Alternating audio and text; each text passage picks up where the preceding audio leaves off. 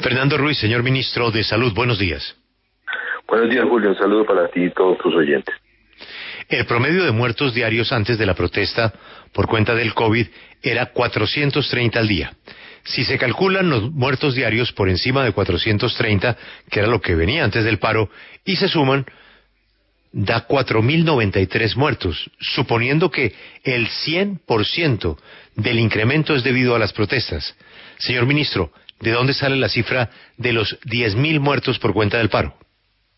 Mira, estos son estimaciones. Realmente lo que venía es dándose, porque esto no es estático, nosotros veníamos bajando en tasa de contagio en la última semana de abril.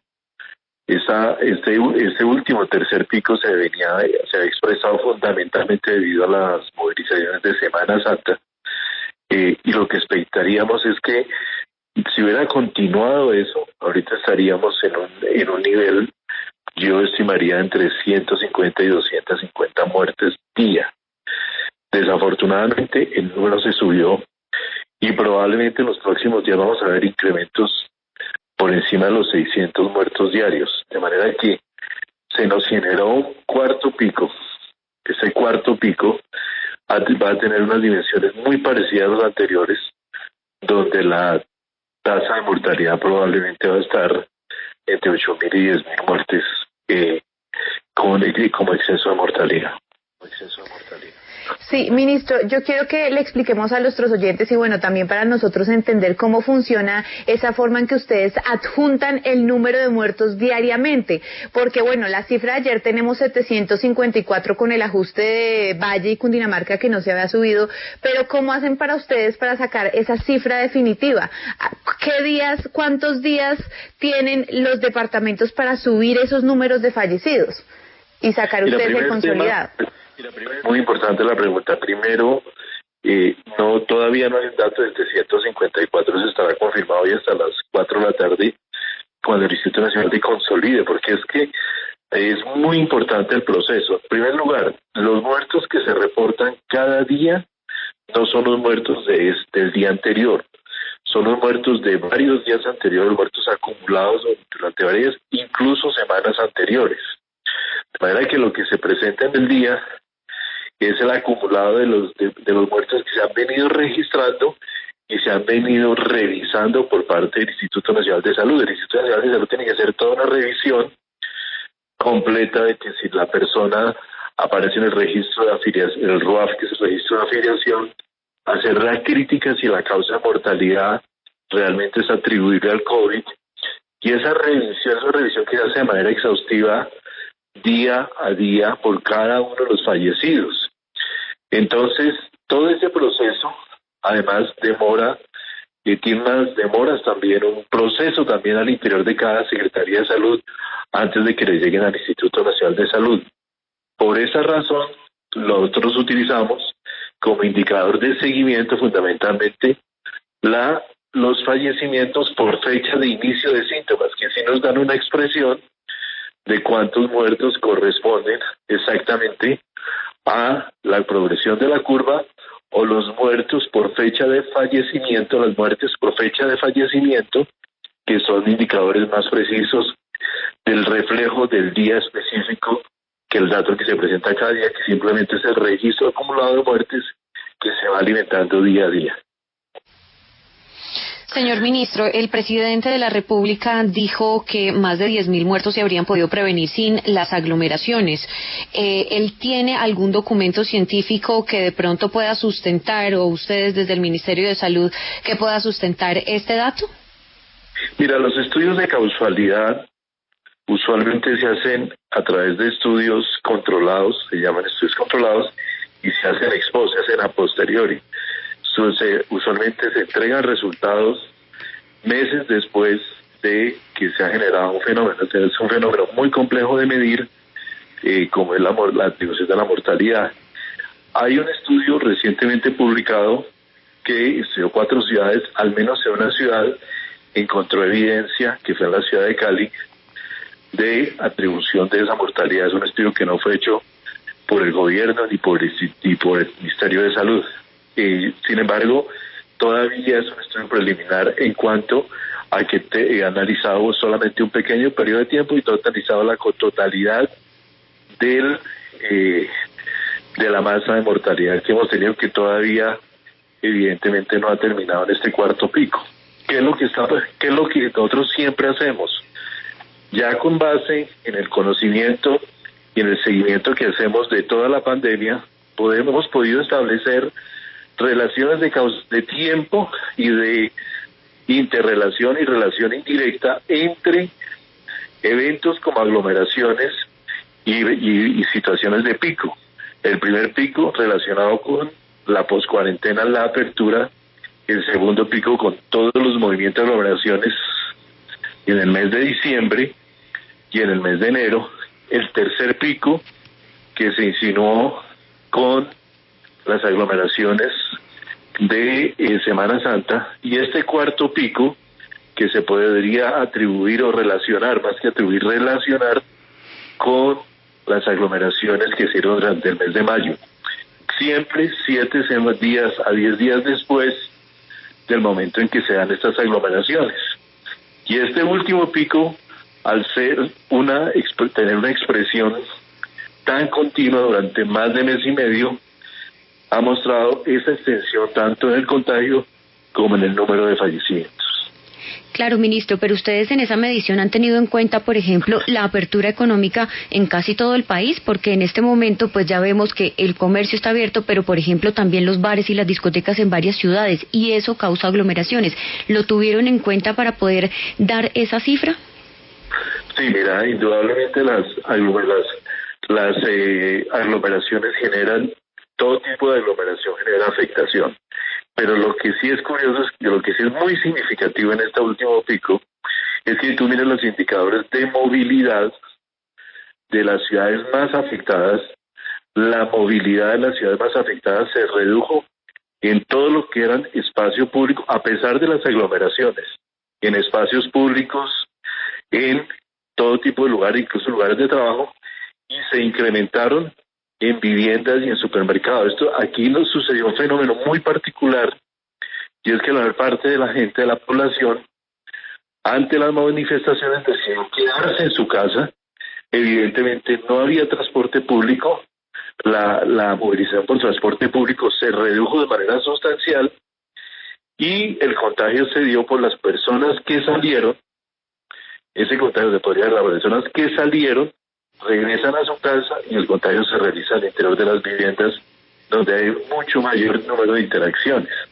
Entonces, ese efecto contrastado con la reducción evidente de la movilidad por otros efectos, incluso restaurantes y otras actividades que se redujeron durante el mes de mayo, nos permite relacionar de manera importante esos dos eventos, más que por otro tipo de aglomeraciones. Sí. Ministro, llegamos a los 100.000 fallecidos, con una tensión, ya como decía Joana, entre la reactivación económica de personas que necesitan trabajar, salir a trabajar para tener el sustento diario, y las medidas de autocuidado. ¿Qué alternativas plantea el gobierno para conciliar estos dos extremos? Mira, esas alternativas están expresadas en la resolución 777. Ahí está precisamente planteado el tema. Nosotros necesitamos abrir la economía, pero abrirla de manera regulada, de acuerdo con los niveles de contagio. Y como claramente expresa ahí, mientras las ciudades estén por encima del 85% de ocupación de cuidado intensivo, que son prácticamente en ese momento 15 ciudades capitales de Colombia o más, no van a poder realizar ningún tipo de actividad masiva, ni de actividad que conduzca a aglomeración, pero sí generamos un espacio para poder reactivar lo que es trabajo, economía, educación y otros sectores que necesitan mantenerse para no generar y no mantener efectos perversos sobre la propia sociedad colombiana como los que estamos viendo, de manera que nos toca necesariamente tener esa gradualidad. Esa está expresada y en esa posibilidad y en lo que llamamos el índice de resiliencia municipal, donde estudiamos ciudad por ciudad y cada ciudad tiene su posibilidad de apertura de acuerdo con los avances en vacunación, con la prevalencia que ya tenga de COVID-19 y con las condiciones generales de la ciudad para enfrentar la situación que esté afrontando en ese momento frente al COVID. Ministro, normalmente en las medidas que ustedes han tomado han sido respaldadas por distintos médicos, distintos gremios. Sin embargo, este tema de la apertura no ha caído muy bien en el gremio y se lo digo, por ejemplo, de parte del doctor Carlos Pérez, quien es médico infectólogo y jefe de infectología de la clínica Mederi. Incluso hay un artículo en donde se titula "Entramos a la fase ya que hijo de putas". Entonces, yo sí quisiera, ministro, saber qué opinan ustedes al respecto frente a todas estas críticas de los expertos que incluso hace 3 semanas ya avecinaban estas cifras de fallecidos diarios. Mira, en primer lugar te quiero decir que vaticinar estas cifras de fallecidos no representa realmente ninguna dificultad. Realmente al nivel de contagio que teníamos durante el mes de mayo, a ese nivel de contagio, las cifras de mortalidad que estamos teniendo y que vamos a tener durante las siguientes 3 semanas, seguramente no las hayamos podido reducir de manera importante, porque ya esas personas se encuentran desafortunadamente en unidad de cuidado intensivo y esto ya representa un riesgo de mortalidad que ya tiene una expresión específica. En este momento, como tomar medidas como esta sugerencia que se hizo el 8 de junio, se hizo ya después de que hubiéramos pasado la afectación, el pico que sucedió el 25 de mayo, como la expresión máxima, ya no tenía ningún sentido establecer medidas. Y ya el efecto estaba absolutamente causado. Y hay que entender, algunos de mis colegas tenemos que entender claramente cómo es que esto se da de manera secuencial. El contagio se traduce en mortalidad y en demanda de cuidado intensivo semanas después de que se da la curva de contagio, de manera que aquí ya uno tiene la claridad de saber cuándo tiene sentido poner una medida o no poner otra medida. Y respecto a esto, tampoco hay un pensamiento unánime dentro de los diferentes gremios médicos, porque varios gremios han manifestado que dichas manifestaciones no las acompañan y que incluso ellos no firmaron alguna de las cartas que aparecen publicadas frente a estas medidas. Ministro, le cambio un poco de tema porque el alcalde Daniel Quintero asegura que no hay vacunas en la ciudad. En un trino anoche ustedes dijeron que a las 4:30 de la mañana enviaban más de 15.000 dosis, pero no llegaron según el alcalde. ¿Qué está pasando con las dosis para Medellín? Pues mire, eso hay que preguntar solo a la Secretaría de Salud de Antioquia, que tiene ese compromiso. Las medidas, en la medida de ayer, el alcalde tenía 15.000 vacunas suficientes para el día de hoy. Se le iban a adicionar y entregar por parte de la Secretaría, lo que cuando hicimos la averiguación ayer, se le iban a encontrar el compromiso que entregaban a las 4:30 de la mañana, otro número muy importante de vacunas para complementar los días subsiguientes. De manera que vacunas hay, vacunas tienen. Lo importante aquí es que procedan vacunas. Hoy le vamos a entregar y mañana desde el Ministerio de Salud a todas las grandes ciudades del país de las vacunas que llegan de Pfizer, un número importante de vacunas y también de AstraZeneca, de manera que vacunas tiene para vacunar. Lo importante aquí sería que preguntarle también a la Secretaría de Salud o a la Gobernación de Antioquia si cuándo, a qué horas van a entregar las vacunas que le tienen destinada a Medellín. Señor ministro, el presidente de Estados Unidos, Joe Biden, anunció una nueva donación de vacunas para Colombia y para la región. ¿Exactamente se sabe cuántas van a llegar para Colombia y cuándo? Sí, todavía no tenemos fecha exacta ni números, pero sí sabemos, se nos ha anunciado que va a ser muy pronto. Probablemente en la próxima semana sabremos cuántas cantidades de ese anuncio va a ser. El anuncio probablemente va a ser seguramente muy importante para el país de esta donación de los Estados Unidos.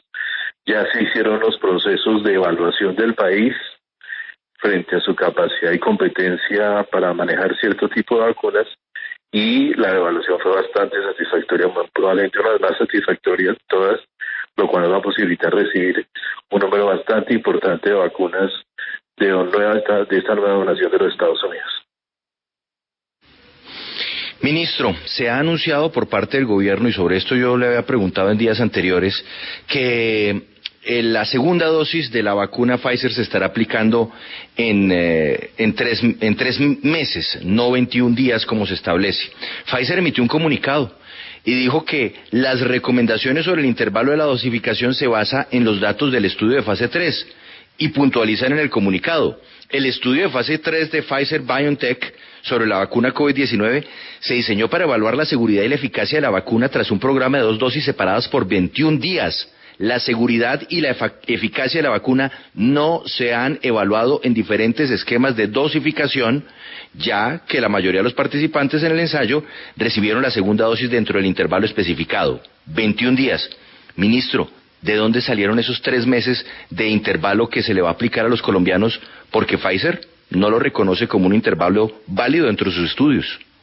Sí, seguramente, claramente no está dentro de los estudios originales que hizo Pfizer, pero ya hay evidencia de estudios que sí se han publicado, estudios de cohorte, estudios de seguimiento, donde aparece específicamente de que 12 semanas después que hace un crecimiento importante de la eficacia de la vacuna. Y ese es el esquema que adoptó Colombia, pero además, Julio, no es el único país que lo ha adoptado. Ese esquema, con ese esquema lo adoptó el Reino Unido, lo adoptó Dinamarca y lo adoptó Francia, entre otros países. De manera que aquí no nos estamos inventando un esquema diferente ni novedoso, sino estamos simplemente siguiendo la evidencia clínica que está saliendo de estudios posteriores a los estudios iniciales que adoptó Pfizer, que como todos sabemos fueron estudios de corta duración, y en la medida que pasa el tiempo se va revelando nueva evidencia y los estudios son contundentes en cuanto al crecimiento de la eficacia de la vacuna que se da al espaciar la segunda dosis. Ministro, muchas gracias y mucha suerte con este terrible número, 754 decesos, y por lo que usted dice va a subir a 800. Muchas gracias, ministro. Julio, un saludo para ti y todos tus oyentes. Muchas gracias. A ver, María Camila,